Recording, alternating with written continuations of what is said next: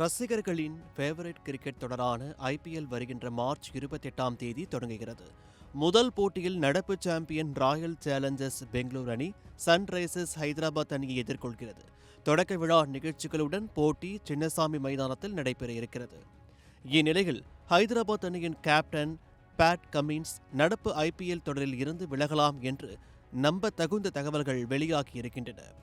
இங்கிலாந்துக்கு எதிரான ஆஷஸ் தொடரில் விளையாடிய போது கமின்ஸ் காயமடைந்தார். அதற்கு பிறகு அவர் வேறு எந்த தொடரிலும் பங்கேற்கவில்லை. 20 ஓவர் உலகக்கோப்பை தொடரிலும் கூட கமின்ஸ் இடம்பெறவில்லை. இதனால் ஐபிஎல் தொடரிலும் அவர் விளையாட மாட்டார் என்றே கூறப்படுகிறது.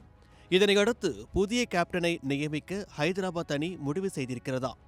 அதன்படி இஷான் கிஷன், அபிஷேக் சர்மா இருவரில் ஒருவருக்கு கேப்டன் வாய்ப்பு கிடைக்கலாம் என்று தெரிகிறது. அபிஷேக்கை விடவும் இஷான் கிஷனின் பேட்டிங் நன்றாக இருக்கிறது.